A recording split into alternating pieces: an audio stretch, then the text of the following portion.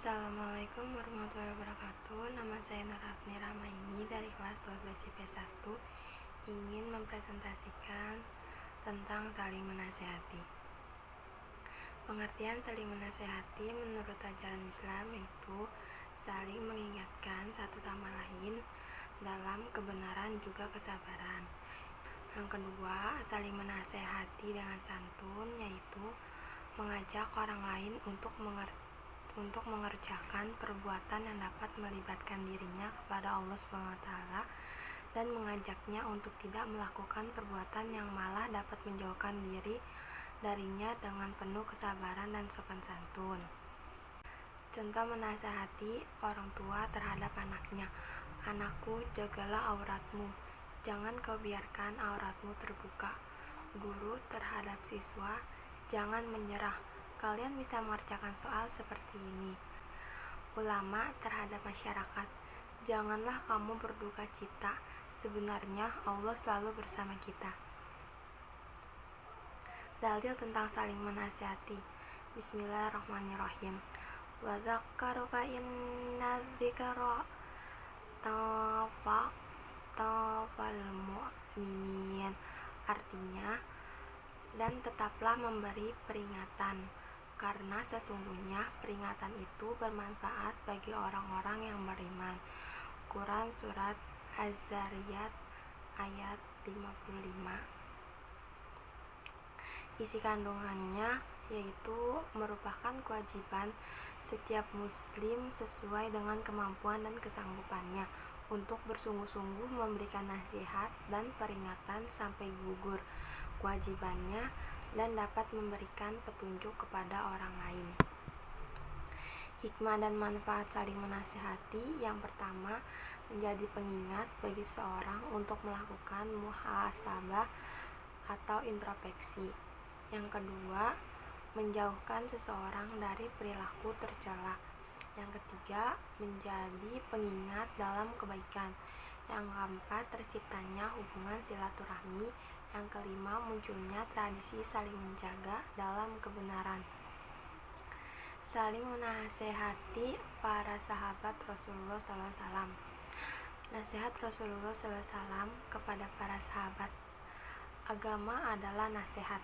Kemudian kami, para sahabat, bertanya, nasihat untuk siapa?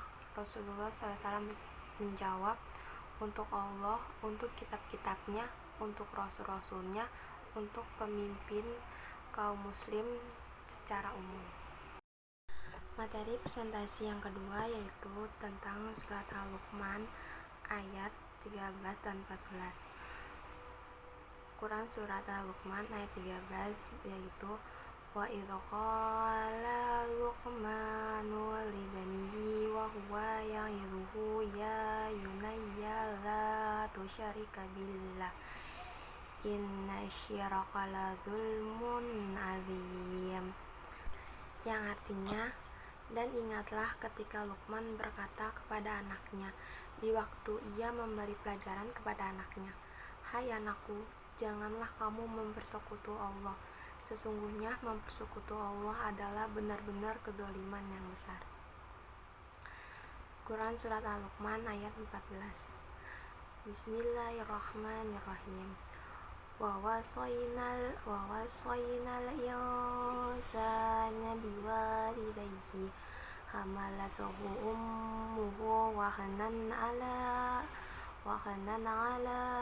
wahnin wa fisaluhu fi amaini an yashkur li wa liwalidayka ilayyal masir. Yang artinya, dan kami perintahkan kepada insan berbuat baik kepada kedua orang tuanya. Ibunya telah mengandungnya dalam keadaan lemah yang bertambah-tambah dengan menyampinya dalam 2 tahun. Bersyukurlah kepadaku dan kepada kedua orang tuamu, hanya kepadakulah kembalimu. Quran surat Luqman ayat 14. Asbabun nuzul Quran surat Al-Luqman ayat 13-14 diriwayatkan pula oleh Abu Sya'ad bin Abu Bakar Al-Ghazi berkata bahwa Muhammad bin Ahmad, Abu Ya'la, Abu Ismail, Al-Hasan bin Musa, Zunair, dan Sama bin Haib berkata, kepada kami bahwa Musa bin Sya'ad bin Abi Nasyak dari ayahnya berkata, ayat ini turun tentang diriku. Lalu dia berkata, dia telah bersumpah untuk tidak berbicara selama-lamanya, tidak minum. Ibu berada dalam kondisi seperti itu selama 3 hari sehingga kondisinya turun. Dan turunlah firman Allah, dan kami perintahkan manusia berbuat baik kepada ibu dan bapaknya. Maka dari hadis tersebut diketahui bahwa ayat itu merupakan jawabannya. Isi kandungannya, dalam ayat ini Allah SWT menginformasikan ihwal wasiat Luqman kepada anaknya. Wasiatnya yakni biar menyembah Allah SWT yang Maha Esa tanpa mengutuknya dengan sesuatu apapun. Luqman memperingatkan bahwa tindakan syirik yakni bentuk kezaliman terbesar. Surat Al-Baqarah ayat 83. Bismillahirrahmanirrahim. Wa idza akhadna mitsaqa bani Israila la ta'buduna illallah wa bil walidaini ihsana wa dhil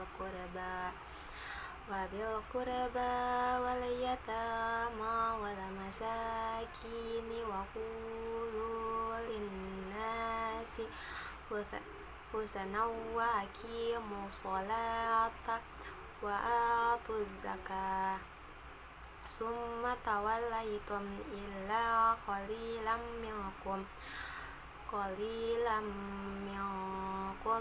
wa antum mu'ridun, yang artinya, dan ingatlah ketika kami mengambil janji Bani Israel, janganlah kamu menyembah selain Allah, dan berbuat baiklah kepada kedua orang tua, kerabat, anak-anak yatim, dan orang-orang miskin, dan bertutur katalah yang baik kepada manusia. Laksanakanlah sholat dan tunaikanlah zakat. Tetapi kemudian kamu berpaling atau mengingkari, kecuali sebagian kecil dari kamu dan kamu atau masih menjadi pembangkang. Asbabun Nuzul Quran Surat Al-Baqarah ayat 83. Ketika para pendeta Yahudi mengetahui bahwa ciri-ciri kenabian orang yang dikabarkan dalam Taurat sesuai dengan ciri-ciri fisik Rasulullah, namun kemudian mereka ingkar terhadap kitab mereka sendiri dan menyembunyikan hal ini terhadap orang lain dengan mengubah isi dan kitab Taurat itu. Isi kandungannya, kewajiban untuk menyembah Allah dan tidak menyekutunya dengan sesuatu pun. Wajib berbuat baik kepada orang tua, kaum kerabat, anak-anak yatim, dan orang-orang miskin.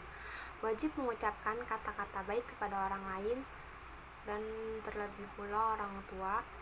Wajib mendirikan sholat dan menunaikan zakat. Sekian presentasi dari saya, kurang lebihnya mohon maaf. Wabillahi taufiq wal hidayah. Wassalamualaikum warahmatullahi wabarakatuh.